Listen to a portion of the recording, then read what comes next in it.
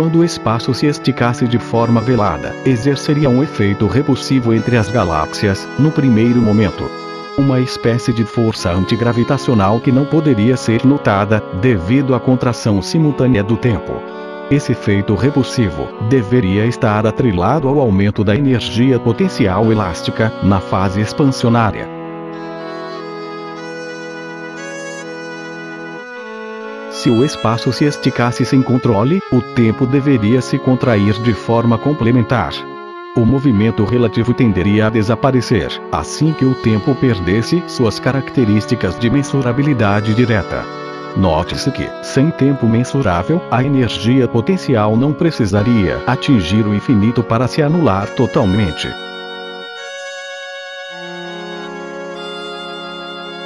Da mesma forma, na fase expansionária a energia potencial não poderia ser máxima no infinito, pois também seria limitada pelo próprio tempo. Eis a importância dos nossos pontos de vista. Os limites do nosso horizonte de eventos observáveis seriam ditados apenas pela contração do tempo a níveis subliminares, ainda muito distantes do zero absoluto. Isso ocorreria no nível subatômico e não na macroestrutura do universo. Os fótons de luz teriam levado a nossa percepção sensorial do tempo a níveis subliminares.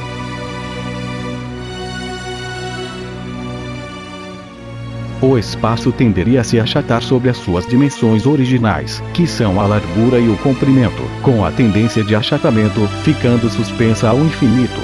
As galáxias deveriam retornar à sua posição de equilíbrio estático, o qual, para o nosso ponto de vista, nunca será atingido. É que a nossa memória não poderia atuar fora do tempo. Assim, a incerteza da posição das fontes de luz estaria preservando a nossa memória.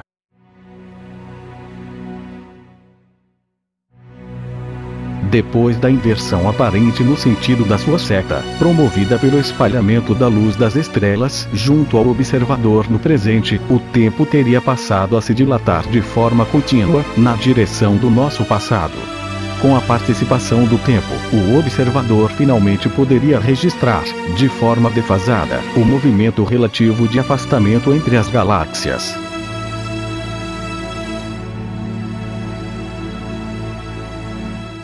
Esse movimento expansionário seria acrescido de aceleração, que seria uma característica da fase oposta, ou de contração do espaço.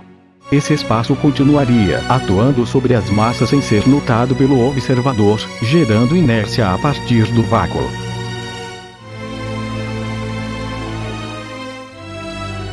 Temos uma tendência para concluir que o espaço seguiria um modelo de comportamento previsto no oscilador harmônico, representado no conjunto massa-mola, comportando-se da mesma forma que uma tira elástica.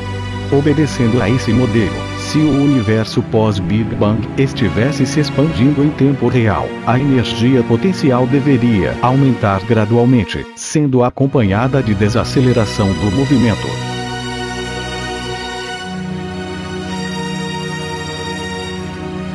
É que a força da mola apontaria no sentido contrário ao do seu esticamento. Neste modelo, se colocássemos o marco zero do tempo na posição da singularidade do Big Bang, as galáxias deveriam ser atraídas e entrar em colapso, cedo ou tarde. Para que isso não acontecesse, o marco zero do tempo teria que ter sido colocado virtualmente na nossa posição no presente, sendo seguido da inversão no sentido da seta do tempo.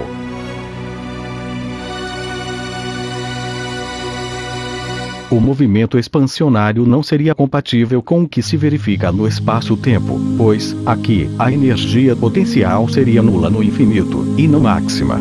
Como a energia potencial exerceria uma força atrativa entre os corpos celestes no nosso passado, ela seria negativa nas distâncias finitas.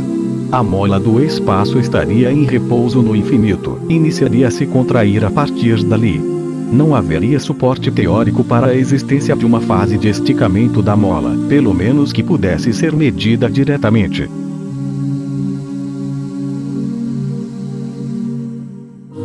A energia potencial iria diminuindo gradualmente, conforme fosse diminuindo a distância entre dois corpos que se atraíssem, sendo acompanhada de aceleração do movimento. vê-se que os dois eventos, o afastamento entre as galáxias e a aceleração contínua do seu movimento, pertenceriam a fases independentes, que se excluiriam mutuamente.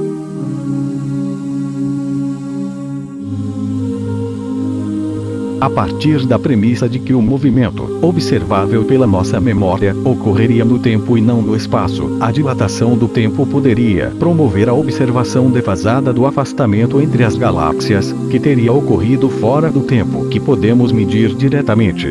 Isto é, por exclusão de acesso direto ao tempo no nosso futuro.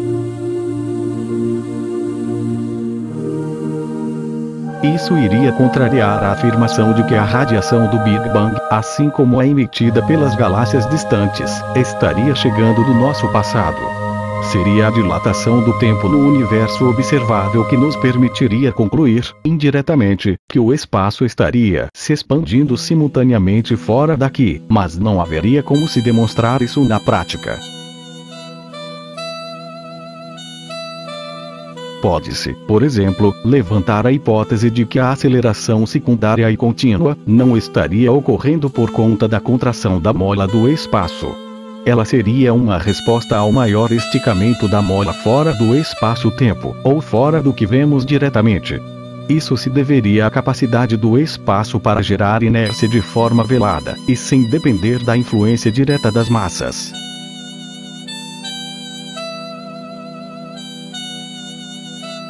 Um obstáculo interessante, que teria sido imposto à nossa avaliação subjetiva, é o achado de que, durante a fase expansionária, haveria uma contração complementar do tempo.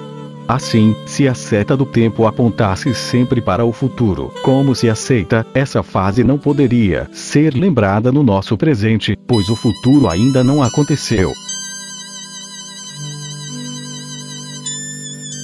A impressão que fica é que assim que a radiação alcançasse a nossa posição na Terra, ou a Terra entrasse no cone de luz do futuro do evento, haveria uma inversão aparente no sentido da seta do tempo, passando a apontar continuamente para o nosso passado. De forma inesperada, continuamos supondo que a velocidade da luz seria acompanhada da contração do tempo, na direção do nosso horizonte de eventos.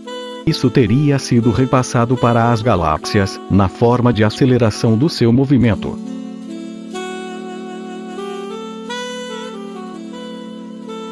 No entanto, elas pareceriam afastar-se entre si, com velocidades cada vez maiores, por conta da ação indireta da dilatação do tempo. É que no interior do universo observável a mola do espaço estaria sempre se contraindo, de acordo com a definição de gravidade.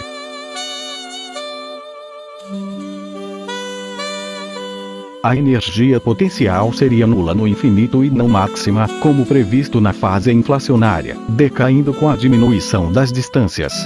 Melhor do que se dizer que o espaço se contrairia aqui dentro, então, seria dizer-se que ele estaria se esticando menos do lado de fora. Isso manteria a desordem do sistema e atribuiria à gravidade o caráter secundário de uma força de restauração.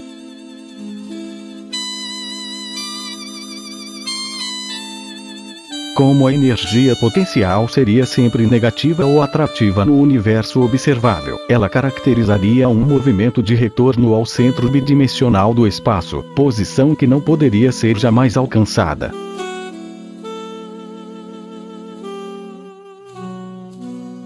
Esse movimento ficaria suspenso ao infinito.